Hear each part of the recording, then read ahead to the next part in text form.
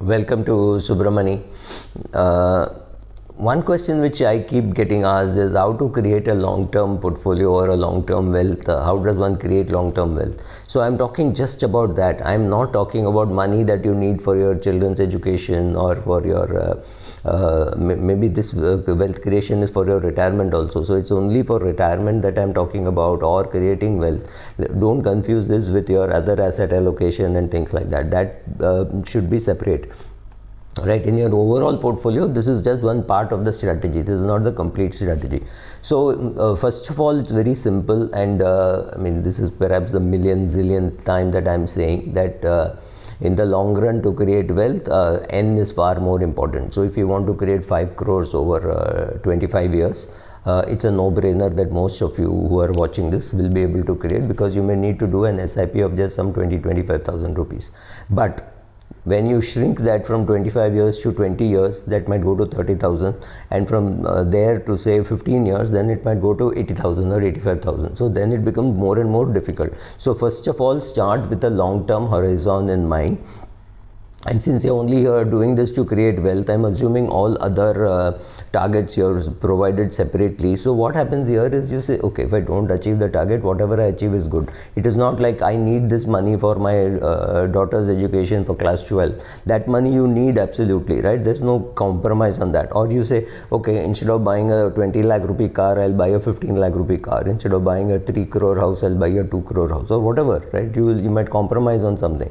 Here you're creating wealth for wealth creation sake, and so it does not matter. You don't have a end date in mind. So whatever date, whatever wealth you've created, that's good enough. So how would you start? Like I said, this is the wealth creation portion. So I would start with something like 50-55% in large cap equity. And for large cap equity, as of now, since I don't know anything about investing, I stick to an index fund. Do I need to be in a Sensex fund or a Nifty fund? Doesn't really matter. Their correlation is some 0.95 or something like that. So both will go up at the same time and both will come down at the same time. So you're not diversifying by buying both. So buy any one, but 50-55%. So assuming that your SIP amount has to be 25,000 or say 30,000, then about 15-16,000 rupees goes into an index fund. So that's 50% gone, and another about half of that, about 7-8,000, goes into a mid cap fund. Now you can do one thing, is you say, okay, I don't want index, I want managed fund. Then don't go for a large cap fund, go for a large and mid cap fund and put maybe 20,000 rupees into it, right? That leaves you with another 10,000 rupees. So another 7-8,000 rupees goes into a small cap fund. So this largely completes your portfolio, right? So you do about 20,000 in a mid and large and mid cap fund, and 10,000 in a small cap fund. And the reason you don't see any debt here is because you think, anyway, I'm going to look at it only after 25 years, so it does not matter. So you don't have any debt. I'm saying this again, the debt portion has to be separate. What you need for your daughter's education, for your son's education, for buying a house, all that separate. This is just the wealth creation portion. So having done that, you will watch your portfolio over 2 years, 3 years, and you will realize that sometimes the large cap is not doing as well as the mid and small cap, but that is not the time to be increasing your allocation to the mid cap and large cap.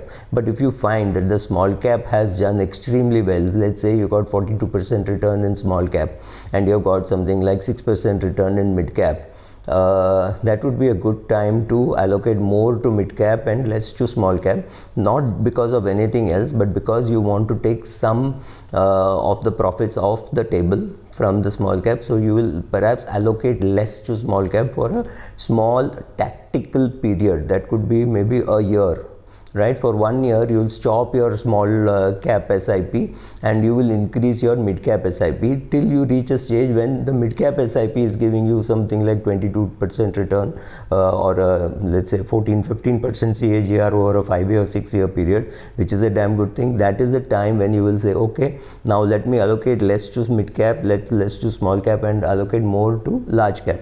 So that way what happens is your SIPs are little flexible. You can always increase your SIP or reduce your SIP or even stop your SIP, right? All these things. So you keep doing just these things, but closer and closer as you get to maybe 25-year horizon. So somewhere in the 20th year or in the 17th, 18th year, you say, now I want more a large cap thing, because Large cap, the advantage is I may get a lesser return, but it is more stable, because this is made up of very stable companies. It is made up of companies which don't do much change in their portfolios, etc. on a regular basis. You have your Hindustan Lever, State Bank of India, Indian Oil, or your HDFC Bank, your Larsen and Toubro, right? You have these companies and you say, okay, these companies are fairly stable. So closer to the event, which means if you have a 25-year time frame, somewhere at the 20th year, you go into a greater large cap portfolio or greater index, or by this time you have learned that you don't need to be in an index fund, you can be in a managed fund and get better returns. During your journey, you have also found that the pharma industry was doing very badly over 3 years, and then you decided that some money which you are putting into a small cap fund or into a mid cap fund, you take that, put it in the pharma fund. Then when you find pharma fund peaking out, you remove money from pharma fund and put into some other fund which is doing very badly.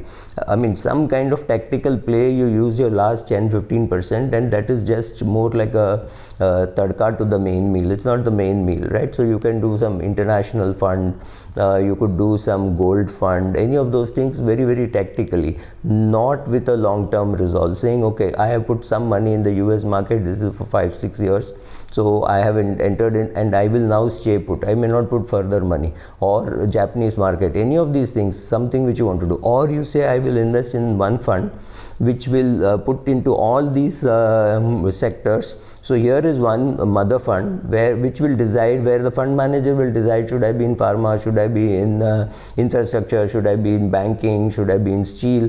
That is a decision which you leave to a fund manager. He could also go wrong, but the probability is his chances of going wrong are less. The other advantage is, when he switches from one fund to another or things like that, you don't pay any tax. He does not pay tax and you also don't pay tax. That is the advantage of the tax-free accumulation of money over long periods of time. So you will do all this. You will put in a large cap, you will put in mid cap, you will put in small cap, and you will also tactically put into these sectoral funds. But what I'm saying is, the day you start, let's say you have a 25-year time frame, the day you started, you did not understand anything, so you chose a large and mid cap fund, you chose and a small cap fund, and that's what you did, two things which you did. Then when you learned, you realized, okay, large cap I can get from an index which is cheaper, mid cap I can choose a pure mid cap fund, then I can choose a pure small cap fund. The advantage is, when I want to stop mid cap, I'll be able to stop. Now if you're in a large and mid cap fund, you do not, and you want to get out of mid cap but be in large cap, you will have to get out of that fund,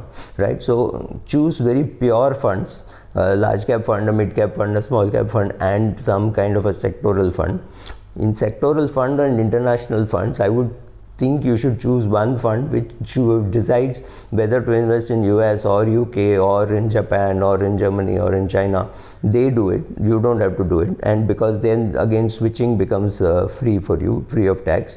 Similarly, you can choose one for a sectoral fund. That sectoral fund, the fund manager chooses which sector.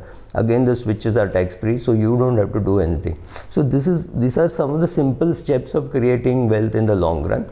And during this period, since you're learning well, you also decide to buy some shares which a fund manager can't buy. Like for example, Wendt India, Procter and Gamble, LMW, Bosch, MRF. These are shares which a fund manager cannot buy sensible quantities because it's just not available. These are just indicators. They are in my portfolio, so therefore these examples are easier for me to think of. I have bought them, I have kept it for long periods of time. Fund managers cannot buy it just because there is not enough volume for it to be bought.